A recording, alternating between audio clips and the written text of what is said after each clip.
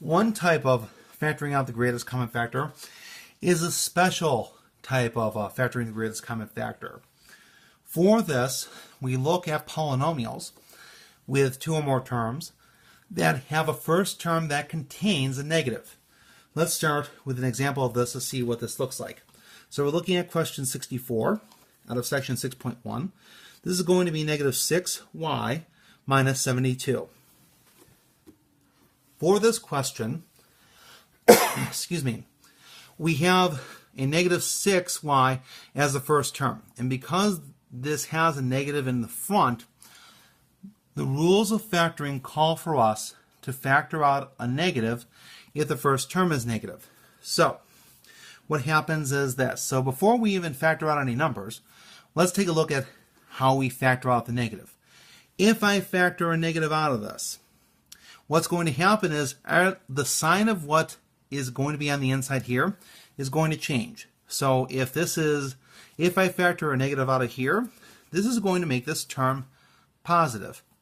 If the second term is negative, it's also going to make this term positive. So I'm going to go ahead and write what we have remaining here, 6y plus 72. Now, from the rules of the greatest common factor, we should be able to recognize that we have between 60 and 72, we have a common factor, and that's going to be 6. So we can go ahead and factor out a 6 as well. And then we can take a look at what's going to remain inside. So 6 times 1 is going to equal 6. So we're just going to bring a y down. 6 times what will give us 72 is going to be 6 times 12. Will get us 72. So in these two steps, what we've factored out is a negative 6. And if we want to check our answer to see if this is correct, to make sure that we have accounted for the negative appropriately, we can take a negative 6 and multiply it through y plus 12. Negative 6 times y will be negative 6y. Negative 6 times positive 12 should be negative, not plus, but negative 72. And in fact, negative 6y minus 72 is exactly what we had up here in the first place. So one of the things that I've mentioned in an earlier video, I believe in 7.2, is that when you have a first term that contains a negative, it's our responsibility to factor out the negative and switch the signs of what remains on the inside. Let's take a look at another example to highlight this point. Question 66. We have negative 2x squared plus 12x plus 40. So now for this one, I realize that this is a trinomial, and this trinomial may or may not be factored once we factor out the greatest common factor, but all we're looking for at this time is factoring the greatest common factor. And again, all we're going to do for the moment is just factor out the negative first, just to highlight how this works. When I factor out a negative, I'm going to change the sign of everything on the inside. So this negative is going to become a positive. This positive is now going to become a negative. This positive is now going to become a negative. So I can write this as 2x squared, 12x, 40. And now once I factor out the negative, I can check to see, do I have any numbers that factor out, any variables that factor out for that matter. And looking at 2, 12, and 40, we should recognize that 2 is the greatest common factor of these. So now I can factor out a 2 and see what I have, what I'm left with. So I'm not going to switch the signs now. I've already switched them because I've already factored the negative out. I just want to see, like 2 times what is 2? 2 times 1 is 2. So I'm just going to bring the x squared down. 2 times what is 12?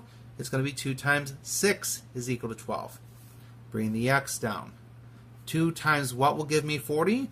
2 times 20 will give me 40.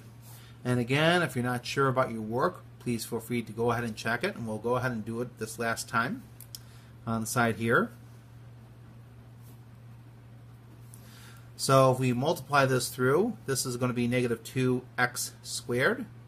Negative 2 times 6x will be plus 12x, because a negative times a negative is positive. Then negative 2 times negative 20 is plus 40.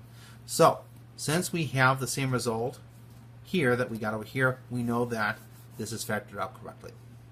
So let's go ahead and do a few more examples to reinforce this idea of factoring out a negative. So we're going to go with question 70. This is going to be negative p to the third minus 4p to the second plus 11. So in this example, there is nothing else that can be factored out but the negative. So we're going to go ahead and do that. So we're going to factor the negative out, and all we're going to do is just switch the signs first. I don't even bother to bring down the variables until I address the signs. So the negative is going to be switched to a positive. This negative will be switched to a positive. This positive will be switched to a negative. Now I can bring down the remainder of the terms. And I'm going to go ahead and rewrite this one more time because we usually don't put a p here, or a positive here. The only reason I put it here is to acknowledge that the sign has switched once I factor out the negative. So this is going to be negative p to the third plus 4p to the second minus 11. And now that is factored as completely as it can. Last thing we're going to factor is going to be question 72. This is going to be negative m to the 10th minus m to the 9th plus m to the 8th minus 2m to the 7th. So there's a couple things we can factor out here, but again, we're going to focus only on the negative first. So when we factor out the negative will become positive, positive, negative, positive. Now we'll bring what remains down.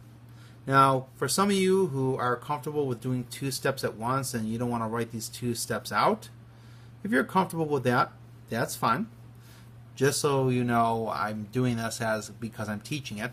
Now, let's see what we can factor out. Well, there's no number to factor out here, but we do have m to the 10th, m to the 9th, m to the 8th, m to the 7th. So of the four, which one do I factor out? I factor out m to the 7th. And because we've already factored out the sign, we only need to consider what m's are going to remain behind. So m to the 7th times m to the 3rd is m to the 10th plus m to the 7th times m to the 2nd is equal to m to the 9th minus m to the 7th times m is equal to m to the 8th. And then m to the 7th times, well, 1 will be m to the 7th, but we have a 2 to bring down.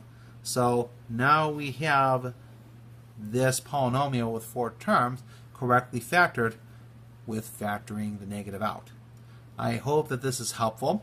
Please bring any questions to class that you have on this, because this one can be a little tricky for students to understand at first, and you may require a little practice. Please refer to the questions online on my math lab for further assistance.